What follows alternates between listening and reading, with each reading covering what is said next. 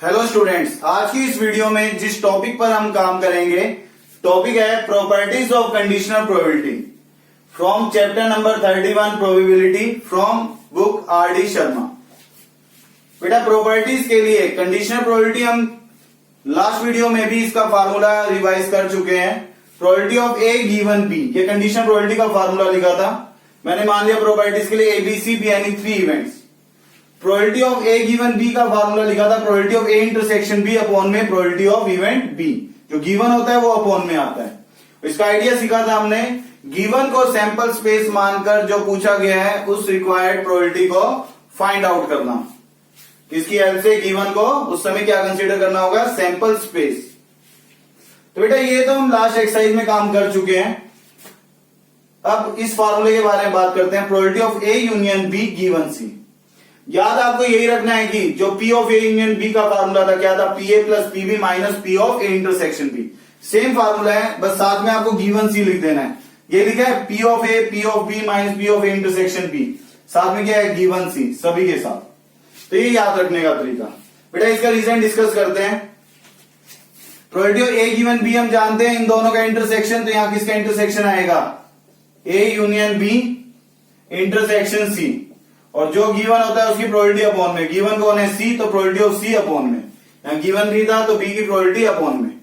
बेटा यूनियन और इंटरसेक्शन दोनों ऑपरेशन नजर आ जाएं तो कौन सी प्रोबेबिलिटी यूज करते हैं? Distribution law. तो डिस्ट्रीब्यूशन प्रोबेबिलिटी का मतलब है जो ब्रैकेट से बाहर है, इंटरसेक्शन सी पहले ए पर डिस्ट्रीब्यूट होगा और इंटरसेक्शन सी बी पर, बीच में क्या आ जाएगा? यूनियन। मतलब ये बना बेटा ए के साथ intersection C, probability of A intersection C लिखा, और बी के साथ इंटरसेक्शन सी, क्या बच गया? ऑपरेशन यूनियन अपॉन में पीसी एज इट इज। इसको एक्स मान लो, इसको वाई ब्रैकेट को, तो ये बन गया X union Y. Probability of X union Y क्या बनेगा?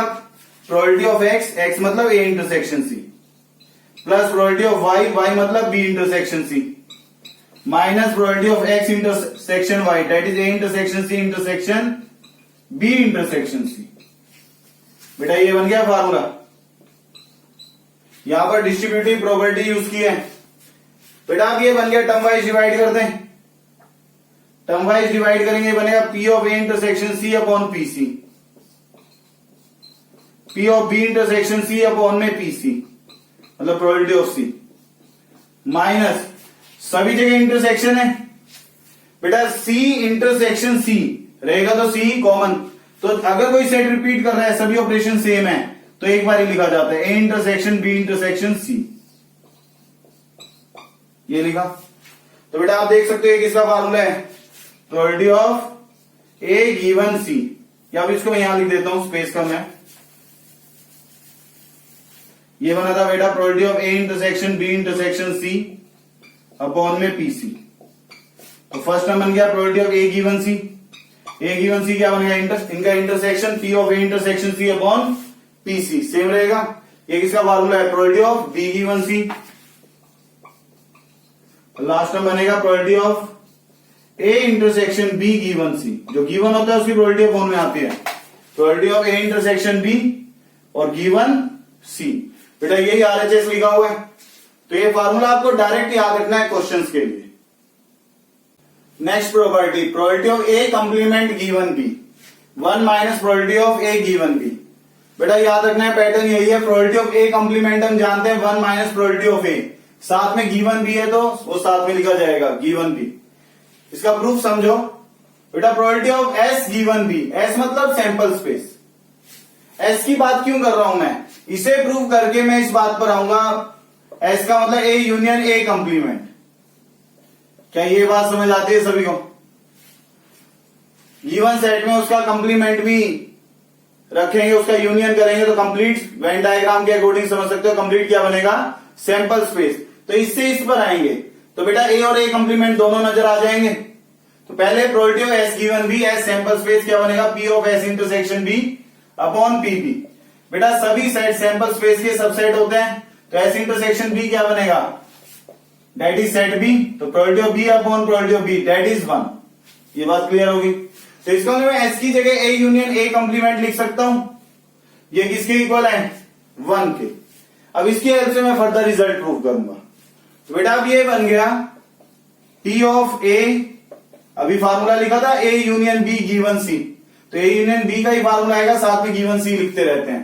तो यहां बनेगा probability of A given B plus probability of A complement given B minus probability of A intersection A complement given B equal to 1। ये बना बेटा। अब यहां से probability of A given B as it is, probability of A complement given B as it is, ये तो required है दोनों terms. A intersection A complement क्या होगा 5। बेटा एम्प्टी सेट की प्रोबेबिलिटी क्या होती है 0, ये तो 0 बन गया। तो probability of A given B plus probability of A complement given B minus 0 equal to 1। तो P of A complement given B left में लिखेंगे और लेफ्ट में जो है probability of A given B right में आएगा तो क्या हो जाएगा -1 minus probability of A given B। बेटा यही फार्मूला बना। क्वेश्चंस के लिए आपको फार्मूले डायरेक्ट याद रखने हैं। Exercise 31.3 question number 5 third part. If A and B are two events such that probability of A 7/13, probability of B 9/13 and probability of A intersection B is 4/13, find probability of A complement given B। बेटा अभी इसका formula लिखा है। probability of A complement given B का formula है 1 minus probability of A given B। Probability of A given B का भी formula हम जानते हैं, कंडीशनल प्रोबेबिलिटी का formula, probability of A intersection B upon probability of B। बेटा आप देख सकते हो ये कि अगर फार्मूले याद है तभी यहां तक डायरेक्ट इक्वेट कर पाएंगे। Probability of A intersection B given है 4/13 और प्रोबेबिलिटी ऑफ B गिवन है 9/13। 13 से 13 कैंसिल, तो ये बन गया 1 minus 4/9 that is equal to 5/9। That is required answer. Question number 9. Two coins are tossed once. Find probability of A given B. दो coin toss किए हैं। बेटा इस लाइन से हम सैंपल स्पेस लिखते हैं, तो सैंपल स्पेस बनेगा दोनों कॉइन पर हेड आए या दोनों कॉइन पे टेल, पहले कॉइन पे टेल फिर हेड फिर एच और टी, ये सैंपल स्पेस बनेगा। इसके दो पार्ट हैं इस क्वेश्चन के। फर्स्ट है ए इवेंट है tail appears on one coin, एक क्वाइन पर टेल, तो वन क्वाइन लिखा था बेटा, इसका मतलब सिर्फ एक ही क्वाइन पर टेल होना चाहिए, ये एग्जैक्टली वन की तरह होगा। तो एक क्वाइन पर टेल तो कौन सा आएगा T H coma H T, यही दो केस पॉसिबल है।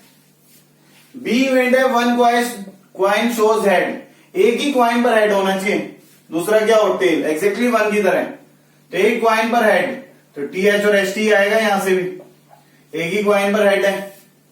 अब क्वेश्चन में पूछा है probability of A given B, तो probability of A given B का फॉर्मूला है P of A intersection B upon P B. Number of elements हमें पता है तो इसको कन्वर्ट कर ले N of A intersection B upon N S divided by N B by N S. ये एन एस से एन एस कैंसिल, ये मतलब बना इसका। बेटा अब N of A intersection B, तो यहां से इंटरसेक्शन बी भी लिख ले, दोनों सेट में कॉमन, दोनों सेट से ये दोनों ही कॉमन है, तो इंटरसेक्शन बी बना T H coma H T. तो बेटा नंबर ऑफ एलिमेंट्स कितने होंगे इंटरसेक्शन बी में 2 अपॉन में n B, number of elements in event B, ये भी 2 है, तो 2/2 that is 1, so 1 is the required answer.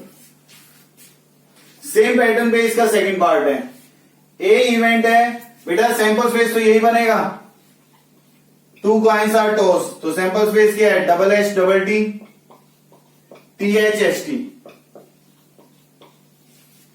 ये बना। ए नो टेल अपीयर्स, कोई भी टेल नहीं होना चाहिए, तो ए इवेंट में क्या आएगा डबल एच, दोनों हेड हो। बी इवेंट है नो हेड अपीयर्स, कोई भी हेड नहीं होना चाहिए, तो दोनों पर ही क्या हो, 2 कॉइन को टॉस किया है ना, दोनों पर क्या हो टेल। तो बेटा यहां से इंटरसेक्शन बी लिख सकते हैं, दोनों में कॉमन क्या है, कोई भी एलिमेंट कॉमन नहीं है, तो 5 एम्प्टी सेट। अब probability of A given B इसके लिए भी फाइंड आउट करना है। बेटा ये क्वेश्चन के 2 पार्ट हैं, दोनों के लिए P of A intersection B, formula है P of A intersection B upon P B. अभी इसको एन की टर्म्स में ही कन्वर्ट किया था, क्योंकि यहां नंबर ऑफ एलिमेंट हम काउंट कर सकते हैं, तो ये बना n of A intersection B upon n B. बेटा अब यहां से इंटरसेक्शन बी एम्प्टी है तो n of A intersection B क्या होगा 0 और एन ऑफ बी कितना है 1, 0/1, so 0 is the required answer. Question number 11, mother father and son line up at random for a family picture. बेटा लाइन अप एट रैंडम का मतलब है line में इन 3 पर्सन्स का अरेंजमेंट। 3 पर्सन्स का अरेंजमेंट क्या होगा 3 फैक्टोरियल। तो सैंपल स्पेस में कितने एलिमेंट आएंगे 3 फैक्टोरियल मतलब 6 एलिमेंट। मतलब ये बना इन तीनों का सीटिंग अरेंजमेंट। तो S1 मैंने इनके नेमिंग कर लिया, M denotes mother, F denotes father, S denotes son. Sample space के लिए मान लिया S1 क्योंकि S सन को डिनोट कर रहा है। तो सैंपल स्पेस बना पहले फादर तो मदर सन और फादर के साथ सन मदर। पहले प्लेस पर मदर तो father son, son father, father mother first place पे, then son father mother, son के साथ mother father. These are 6 arrangement.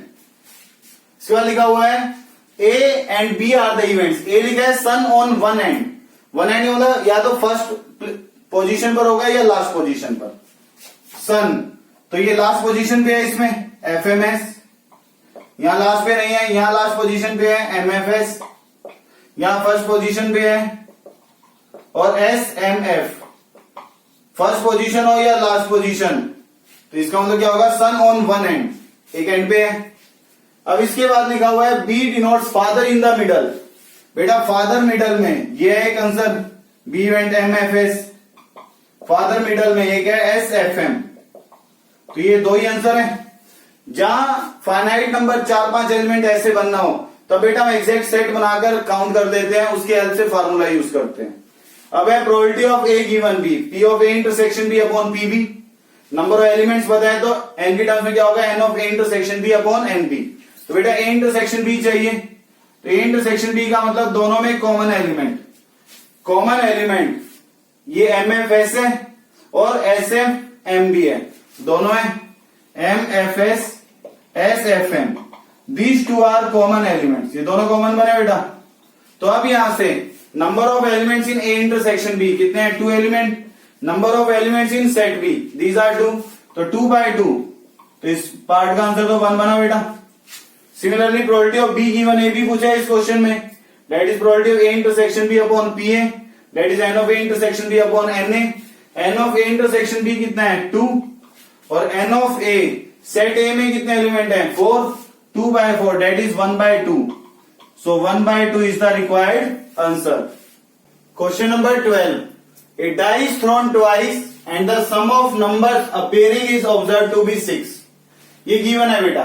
What is the conditional probability, ये कंडीशनल प्रोबेबिलिटी का क्वेश्चन है। Conditional probability that the number 4 has appeared at least once. तो जिसकी probability find out करनी है उसको इवेंट ए मान लिया। A denotes event that number 4 has appeared at least once, इसकी प्रोबेबिलिटी फाइंड आउट करनी थी।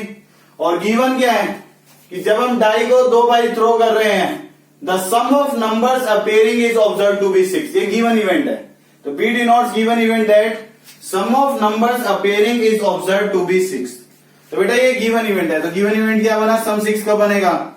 डाई को हम 2 बार थ्रो कर रहे हैं तो 1 5 आने से 6 बनेगा, 5 1 से 2 4 4 2 एंड 3 3। तो बेटा कंडीशनल प्रोबेबिलिटी है तो रिक्वायर्ड प्रोबेबिलिटी क्या बनेगी, हमें इवेंट ए की प्रोबेबिलिटी फाइंड आउट करनी है। Required probability that is probability of A given B. बेटा इसका मतलब हमने काउंट किया था गिवन को सैंपल स्पेस मानकर उसमें फेवरेबल फाइंड आउट करना। तो गिवन क्या है बी इवेंट, तो ये सैंपल स्पेस की तरह ट्रीट करेंगे। टोटल कितने हुए 5। तो फेवरेबल क्या इवेंट ए, इवेंट ए है number 4 has appeared at least once. कम से कम एक बार 4 नजर आए, एक तो यहां नजर आ रहा है एक इसमें, कम से कम एक या एक से ज्यादा बारी, एक से ज्यादा बारी वाला तो कोई केस ही नहीं है। तो कितनी बारी 4 अपीयर होना चाहिए, कितने केसेस में अपीयर हुआ है 2 केसेस में। तो फेवरेबल कितने हुए 2। तो बेटा प्रोबेबिलिटी बन गई 2/5। कंडीशनल प्रोबेबिलिटी का हमने यही मीनिंग समझा है, गिवन को सैंपल स्पेस मानकर उसमें फेवरेबल काउंट करना, that is the conditional probability. तो आंसर है इसका 2/5। Question number 17, A pair of dice is thrown, find the probability of getting the sum 8 or मोर। इसकी प्रोबेबिलिटी फाइंड आउट करनी है। बेटा जिसकी प्रोबेबिलिटी फाइंड आउट करनी है उसको इवेंट ए मान लिया। Let A denotes the event of getting the sum 8 or more if 4 appears on the first die. If का मतलब होता है गिवन, तो ये गिवन इवेंट है। B denotes the given event that 4 appears on the first die. बेटा अगर event given हो, गिवन इवेंट, तब इसमें हमें एक ही प्रोबेबिलिटी बतानी है। तो इसका मतलब किसका क्वेश्चन है ये? कंडीशनल प्रोबेबिलिटी का। तो इसका मतलब बी को सैंपल स्पेस की तरह कंसीडर करना है। B denotes given event that 4 appears on first die. पहली डाई पर 4 आना चाहिए। पेयर ऑफ डाई को थ्रो कर रहे हैं तो पहली डाई पर तो 4 फिक्स है, तो क्या क्या आंसर आएंगे? 4 1 4 2 4 3 4 4 4 5 4 6। रिक्वायर्ड प्रोबेबिलिटी, बेटा रिक्वायर्ड प्रोबेबिलिटी है, PROB लिख रहा हूं, पूरा लिख लेना। Probability of A given B, ये गिवन है ना, 4 अपीयर्स ऑन फर्स्ट डाई, तब हमें प्रोबेबिलिटी फाइंड आउट करनी है getting some 8 or more. Given को सैंपल स्पेस मानकर, तो गिवन इवेंट बी है, तो इवेंट बी में कितने हैं? 6। फेवरेबल काउंट करना, फेवरेबल क्या है? गेटिंग सम 8 और मोर, सम 8 या 8 से ज्यादा, 4 4 4 5 4 6, यही 3 पॉसिबल है बेटा। गिवन में सोचना है, गिवन इवेंट सैंपल स्पेस की तरह है। गिवन में क्या चाहिए? सम 8 हो या 8 से ज्यादा, 3 फेवरेबल, टोटल 6, 3/6, तो क्या आंसर बन गया? 1/2। So 1/2 is the required answer. Question number 21, 2 dice are thrown and it is known that. Known that लिखो या गिवन डैट, एक ही मतलब होता है। गिवन इवेंट नजर आ जाए तो कंडीशनल प्रोबेबिलिटी का क्वेश्चन है। गिवन इवेंट को इवेंट बी मान लिया है मैंने, and it is known that लिखा हुआ है। The first die shows a 6। B given event माना है, B denotes given event that first die shows a 6। ये गिवन इवेंट है। Find the probability that the sum of numbers showing on 2 dice is 7। जिस event की probability find out करनी है उस event को ए मान लिया है। A denotes event that sum of numbers showing on 2 dice is 7। बेटा हमें फाइंड आउट करना है probability of A given B. तो कंडीशनल प्रोबेबिलिटी है, नॉन डेट या गिवन डेट नजर आ जाए तो ये याद रखना है, कंडीशनल प्रोबेबिलिटी का क्वेश्चन है। तो गिवन इवेंट को सैंपल स्पेस मानना है, तो इवेंट बी सैंपल स्पेस की तरह ट्रीट होगा। इवेंट बी में लिखा है जब हम 2 डाइस को थ्रो कर रहे हैं तो फर्स्ट डाई शोज ए 6। पहली डाई पर तो 6 आना चाहिए, दूसरी पे कोई भी नंबर आ सकता है। तो पहली पे 6 फिक्स है, तो क्या बना? 6 1 6 2 6 3 6 4 6 5 एंड 6 6। तो बेटा गिवन को सैंपल स्पेस की तरह मानना है तो टोटल अपॉन में कितना आएगा? 6। अब फेवरेबल क्या है? Sum of numbers showing on 2 dice is 7। Sum 7 बनना चाहिए। सम 7 बनाने वाला एक ही इवेंट है 6 1, और किसी से तो 7 नहीं बनेगा, तो फेवरेबल 1। तो बेटा आंसर बना 1/6। 1/6 is the required answer. Question number 25, in a school there are 1000 students out of which 430 are girls. It is known that. बेटा नॉन डेट हो या गिवन डेट, तो इसका मतलब कंडीशनल प्रोबेबिलिटी का क्वेश्चन है। तो गिवन इवेंट है out of 430 10% of the girls study in class 12। What is the probability that a student selected randomly studies in class 12 given that the selected student is a girl। तो इसकी probability बतानी है और ये given है, तो बेटा यहीं से काम कर लेते हैं। यहाँ स्टेटमेंट कंप्लीट है यहीं पर। What is the probability that student selected studies in class 12, इसकी प्रोबेबिलिटी बतानी है। तो ए इवेंट मान लिया है, student chosen randomly studies in class 12, ये इवेंट है। गिवन डेट, गिवन क्या है? जो स्टूडेंट हमने सिलेक्ट किया है डेट इज ए गर्ल, तो given event that the selected student is a girl. तो गिवन को सैंपल स्पेस मानकर, गिवन इवेंट क्या है? गर्ल होना चाहिए। तो स्टूडेंट गर्ल के लिए लिखा हुआ है आउट ऑफ विच 1000 में से 430 आर गर्ल्स, तो गर्ल स्टूडेंट कितनी है? 430। तो ये इसके लिए सैंपल स्पेस हुआ। हमें प्रोबेबिलिटी बतानी है कि स्टूडेंट क्लास 12th में स्टडी करे, तो 430 में से 10% गर्ल्स हैं जो क्लास 12th में स्टडी करते हैं। तो 430 का 10%, 430 इंटू 10/100, डायरेक्ट भी लिख सकते हो 43, एक ही मतलब है। तो बेटा इसको कैलकुलेट करेंगे, 430 से 430 कैंसल, दैट इज 1/10, ये बनेगा। तो अब यहां से क्या आंसर बना? 1/10। सो 1/10 इज द रिक्वायर्ड आंसर। बेटा गिवन डेट लिखा हो तो गिवन को सैंपल स्पेस मानकर जो पूछा गया है उसकी प्रोबेबिलिटी फाइंड आउट करना, that is the question of conditional probability. बेटा एनसीईआरटी का ये मोस्ट इंपोर्टेंट क्वेश्चन है, मैंने स्टार भी मार्क किया है। एनसीईआरटी क्वेश्चन है तो बोर्ड में आने की प्रोबेबिलिटी भी ज्यादा है। Consider the experiment of tossing a coin, if the coin shows head toss it again, but if it shows tail then throw it die. बेटा इसकी हेल्प से पहले एक ट्री डायग्राम बनाए, आप देख सकते हो ब्रांचेस टाइप बना रखा है, इस तरह के डायग्राम को कहते हैं ट्री डायग्राम। क्वाइन को टॉस किया, हेड आएगा या टेल? अगर हेड आया, if the coin shows head toss it again, तो हेड आया तो फिर से टॉस करेंगे, हेड आएगा या टेल? ये नहीं अब हेड आ गया फर्दर। एनसीईआरटी क्वेश्चन में फाइनाइट तक ही काम करना है। Coin shows A head toss it again, बस एक बार ही टॉस कर दिया, इतना क्वेश्चन है ये। But if it shows tail then throw a die, अगर टेल आए तो डाई थ्रो करेंगे। डाई थ्रो करने पर क्या आएगा? 1 2 3 4 5 6, तो टेल के साथ 1 आ सकता है, 2 3 4 5 6। Find the conditional probability, conditional probability का क्वेश्चन है। Of the event the die shows a number greater than 4, इसकी प्रोबेबिलिटी फाइंड आउट करनी है। तो ए इवेंट मान लिया, die shows a number greater than 4, given that ये लिखा हुआ है, given that there is at least one tail, तो B denotes given event that there is at least one tail. तो गिवन को सैंपल स्पेस मानकर फेवरेबल काउंट करना। तो बेटा गिवन इवेंट बी है, एटलीस्ट वन टेल, कम से कम एक टेल वाले कितनी इवेंट है? 7। एक तो ये है, इसमें टेल है ना कम से कम एक टेल, तो ये 7 है। 7 में मुझे फेवरेबल काउंट करना है। बेटा फेवरेबल है, die shows a number greater than 4, greater than 4 दो नंबर ये, 4 से ग्रेटर नंबर 5 और 6, तो 2 फेवरेबल हुआ। तो आंसर क्या बन गया इसका? 2/7। तो मैंने साथ में लिखा है दिस आंसर इज रॉन्ग। बेटा ये नोट बनाकर लिखा है, ये भी इंपॉर्टेंट बात है इस क्वेश्चन की। मैक्सिमम स्टूडेंट्स 2/7 कमेंट कर देते हैं और माइंड में ये क्वेश्चन भी आता है, अभी तक सीखा यही था कि गिवन को सैंपल स्पेस मानकर उसमें फेवरेबल काउंट करो, काम तो वही हुआ है, फिर भी आंसर गलत है। बेटा इसका रीजन ये है, अभी तक जितने भी क्वेश्चन हमने किए हैं वो इक्वली प्रोबेबल स्पेस के क्वेश्चन है। इक्वली प्रोबेबल स्पेस का मतलब क्या है? सभी आउटकम के अकर करने की प्रोबेबिलिटी इक्वल थी। यहां पर इक्वल नहीं है। इक्वल और अनइक्वल का क्या मतलब है? जैसे मैं एक क्वाइन को टॉस करूं तो हेड आने की प्रोबेबिलिटी 1/2 थी, टेल की 1/2। किसी क्वेश्चन में हमने ऐसा नहीं किया कि हेड की 1/3 टेल की 2/3। इस तरीके से डाई को थ्रो करें 1 आई 2 आई 3 या 6, सभी के एग्जिस्ट करने की प्रोबेबिलिटी क्या है? 1/6 इक्वली। तो जहां इक्वल प्रोबेबिलिटी रहे सभी की, that is equally probable space. लेकिन यहां पर अनइक्वल है। अनइक्वल कैसे?